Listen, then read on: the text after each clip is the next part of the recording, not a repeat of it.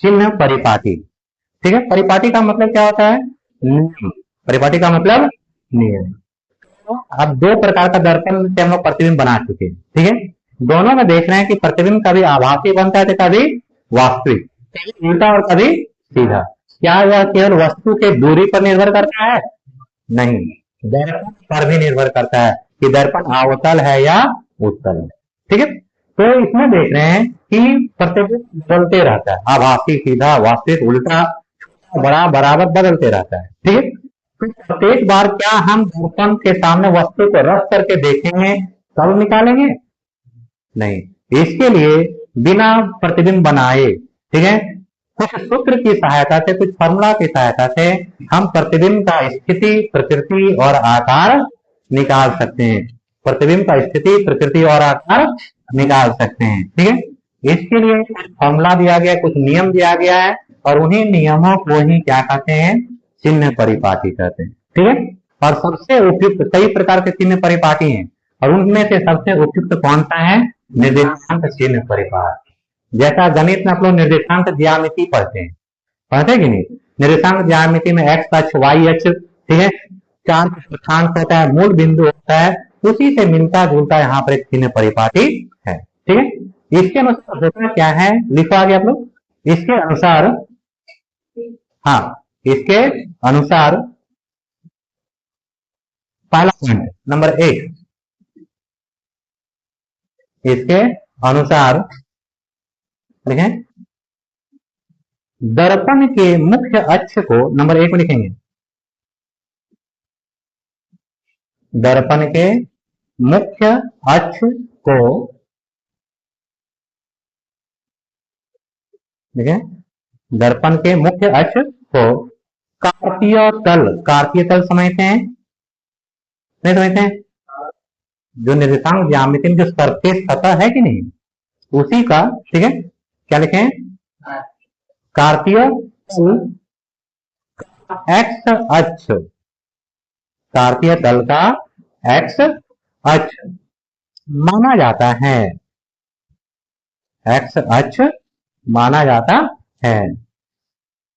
ठीक है, अर्थात जैसे यह एक निर्देशांक कार्तीय तल है, इसमें ये दो अक्ष है, ये एक्स अक्ष और ये वाई, तो हमेशा जो दर्पण रखेंगे वह ये मुख्य अक्ष इसी को मानते हैं। जो इसका मुख्य अक्ष होगा एक्स अक्ष का, यानी दर्पण का जो मुख्य अक्ष है वह इस कार्तीय तल का कौन सा अक्ष होगा?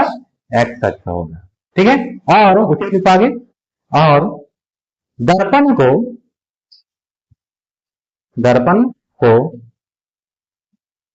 इसके लंबवत, इसके लंबवत वाई अक्ष में रखा जाता है। दर्पण को इसके लंबवत वाई अक्ष में रखा जाता है। हो गया? अब जैसे ये कार्तीय तल है, इसमें दर्पण कैसा होगा? इस प्रकार से। दर्पण कैसा होगा? इस प्रकार से। दर्पण का ये जो मुख्य अक्ष है वह इस प्लेन का, इस सरफेस का कौन सा अक्ष होगा? एक्स अक्ष। लिखो नंबर 2, सभी प्रकार की दूरियां,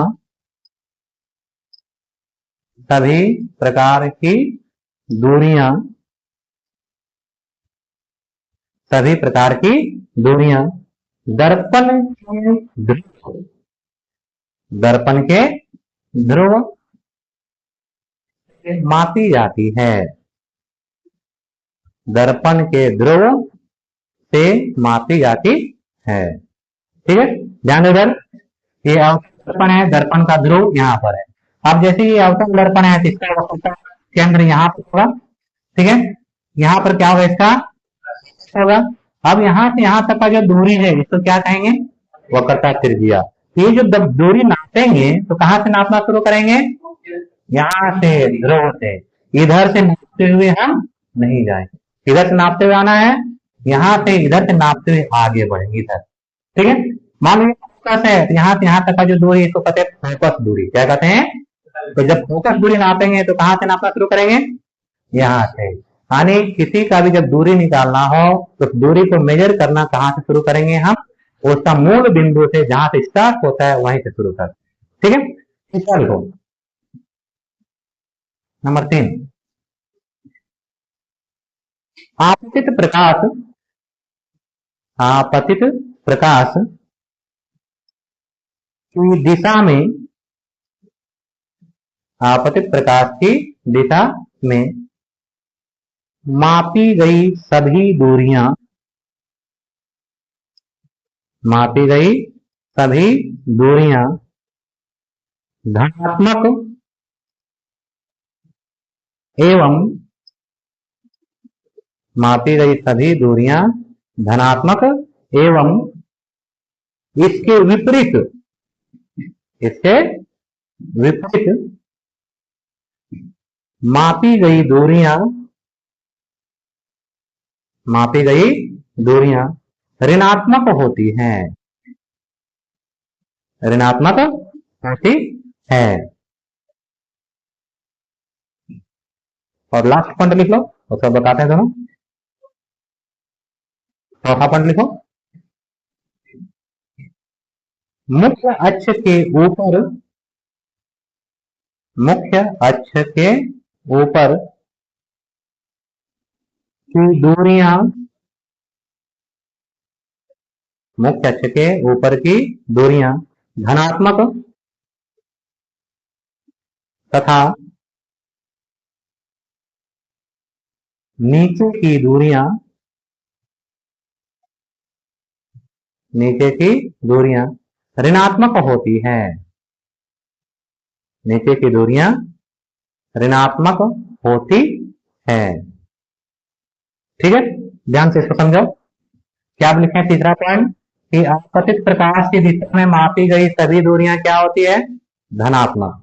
अर्थात ये आपतित प्रकाश जब भी दर्पण ऐसे रहेगा और वस्तु को हमेशा दर्पण के किधर रखते हैं, बाईं ओर, वस्तु को हमेशा दर्पण के, और प्रकाश जब निकलेगा यहां से निकल कर किधर जाएगा, दर्पण की ओर। ठीक है, वस्तु इधर, प्रकाश हमेशा दर्पण की ओर जाए।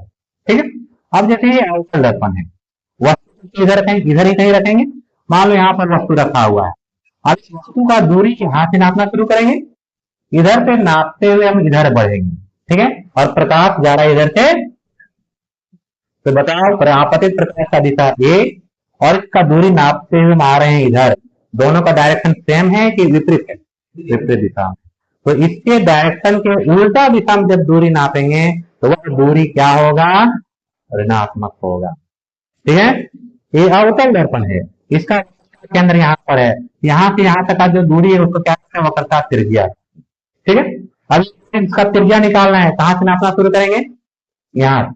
ठीक है, यहाँ से नापते हुए इधर बढ़ेंगे और प्रकाश इधर जा रहा है, तो इसका वक्रता त्रिज्या जो होगा वह भी कैसा होता है, माइनस होता है, ऋणात्मक होगा। यदि ये उत्तल दर्पण रहता, कैसा दर्पण, इसका वक्रता त्रिज्या इधर होता, यहाँ पर वक्रता केंद्र है, और इसका वक्रता त्रिज्या निकालना है, कैसे नापेंगे, यहां से नापना शुरू करेंगे, नापते हुए किधर जाएंगे, उधर, और प्रकाश का दिशा भी दोनों सेम डायरेक्शन में। तो इस प्रकार से इधर जो भी दूरी होगा वह क्या होगा, धनात्मक। वही लिखा हुआ है, तीर का डायरेक्शन देखो इधर है, इधर से नापते हुए इधर जब भी हम बढ़ेंगे बाएं ओर, तो जो भी दूरी नापेंगे वह क्या हो जाएगा, माइनस में होगा, और जब नापते हुए इधर बढ़ेंगे तो वो क्या होगा, धनात्मक होगा।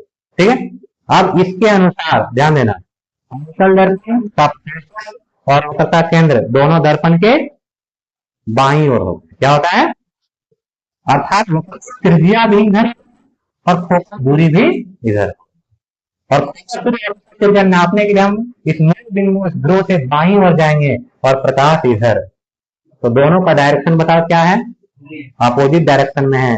इसीलिए अवतल दर्पण का फोकस दूरी और वक्रता त्रिज्या हमेशा कैसा होता है, माइनस। याद रखना, अवतल दर्पण का फोकस दूरी और वक्रता त्रिज्या हमेशा माइनस में। अर्थात कहीं पे लिखा हुआ है एक दर्पण है, उसका फोकस दूरी -10 सेंटीमीटर है, इस माइनस का चिन्ह से आपको समझ जाना पड़ेगा कि वह दर्पण अवतल है।